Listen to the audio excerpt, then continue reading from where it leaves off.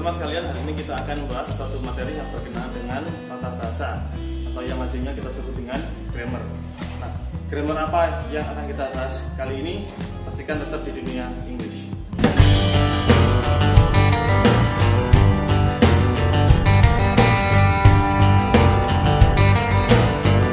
Okay, welcome back in Dunia English, and today we are going to talk about some kind of grammar, and exactly we're going to talk about passive voice.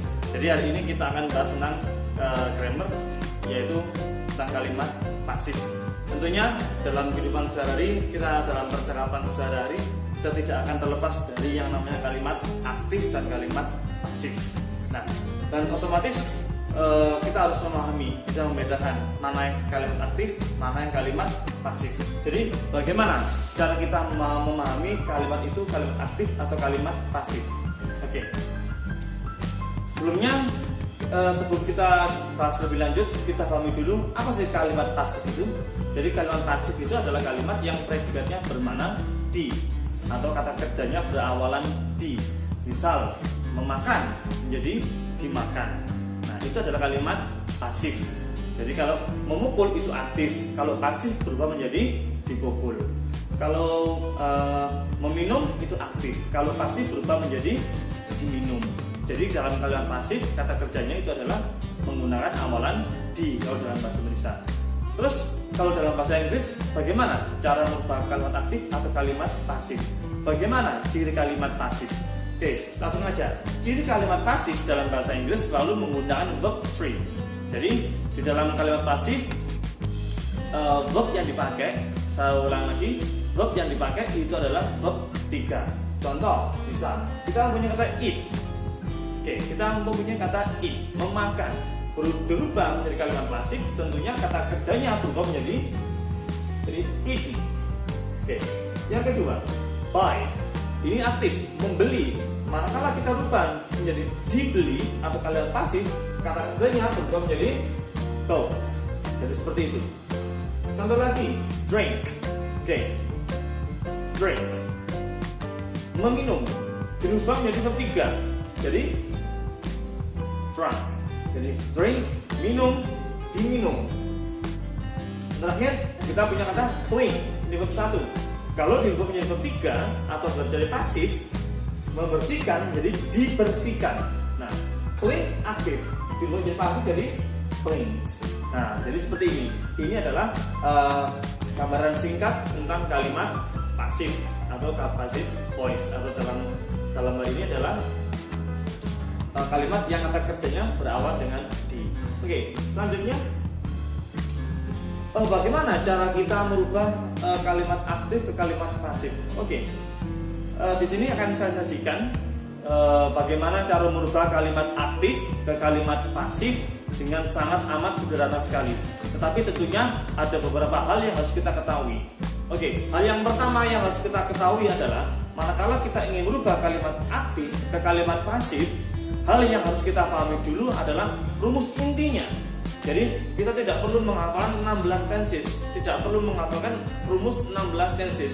Yang kita pahami dulu adalah rumus inti. Rumus inti dalam kalimat pasif itu adalah to be plus verb 3.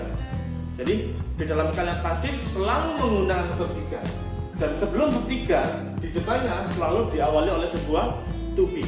Pertanyaannya adalah how many kind of to be do you know? Ada berapa banyak macam to be yang kalian ketahui? Oke, langsung aja kita sebutkan macam-macam to be dalam bahasa Inggris. Oke, macam to be yang pertama adalah is and are. Yang kedua adalah was, were. Yang ketiga adalah been. Yang keempat adalah being. Yang kelima adalah be. Ini adalah macam-macam to be yang dipakai dalam kalimat pasif. Nah, the next question, pertanyaan selanjutnya, apakah ketika kita merubah kalimat aktif ke kalimat pasif, semua to be ini dipakai? Tentu tidak. Yang dipakai hanya satu to be. Boleh is, boleh am, boleh are, boleh was, boleh were.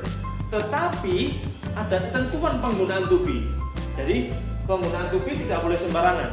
Jadi ada ketentuannya. Apa ketentuannya?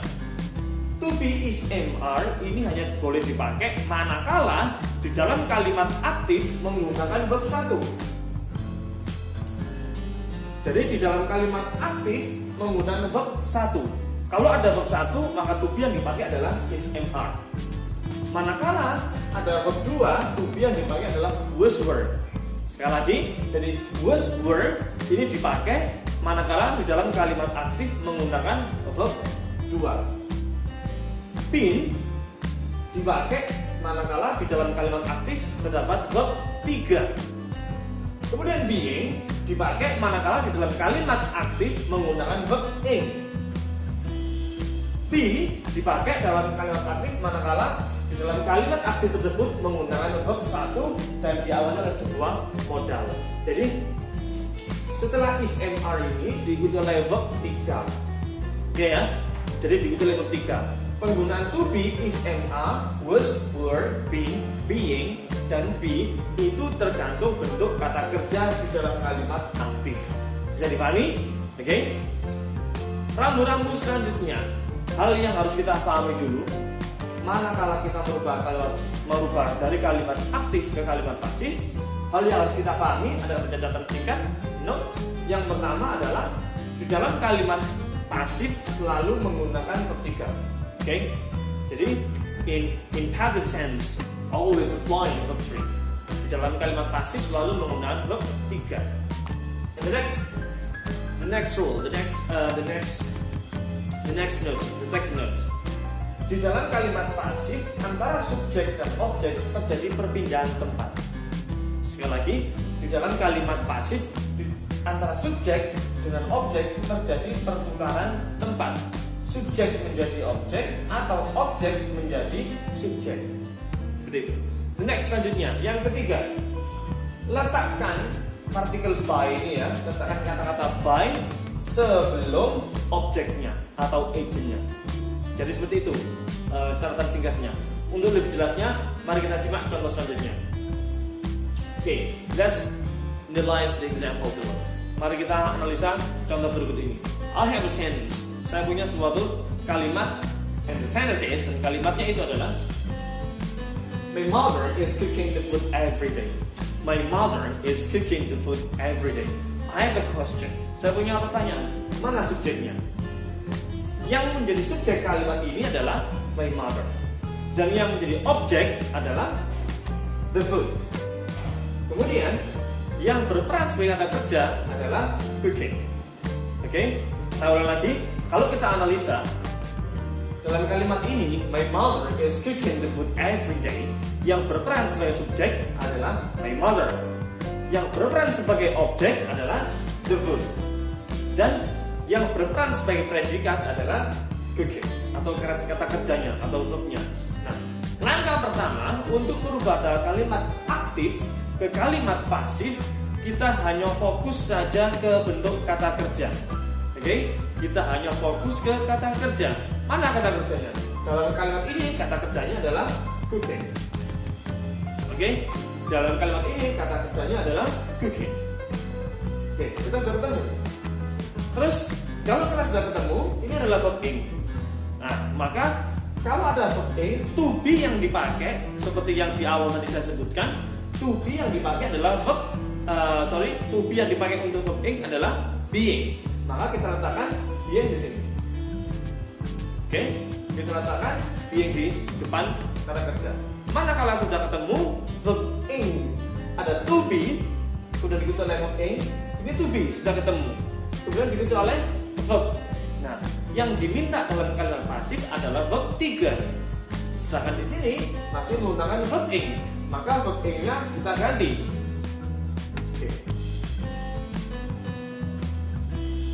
Oke, maka verb ing-nya kita ganti. Kita ganti dengan menggunakan verb 3. Apa verb 3 dari verb 3 dari cooking apa? Oke, verb 3 dari kata cooking adalah cooked. Oke. Jadi sini adalah being plus cooked. Being plus cooked ini sudah menandakan bahwasanya kalimat itu adalah kalimat pasif. Nah, setelah itu subjek kita rubah posisinya menjadi objek. Kemudian objek posisinya kita rubah menjadi subjek. Simple sekali. Maka kalimatnya adalah menjadi the food is berada being cooked by my mother. Jadi the food is being cooked by my mother.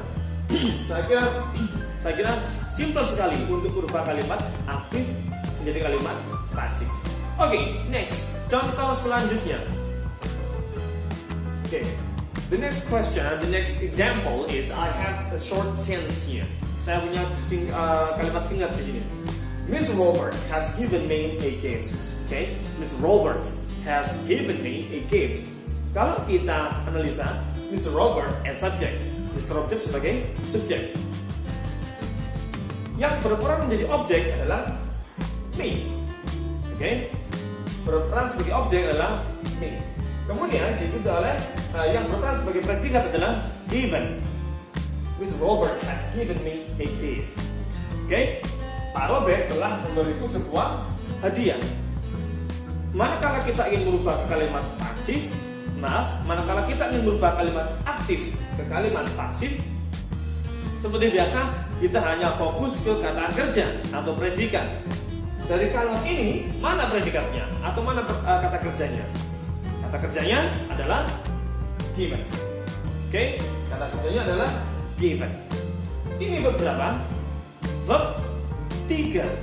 Maka kalau untuk verb 3, to be yang dipakai adalah been.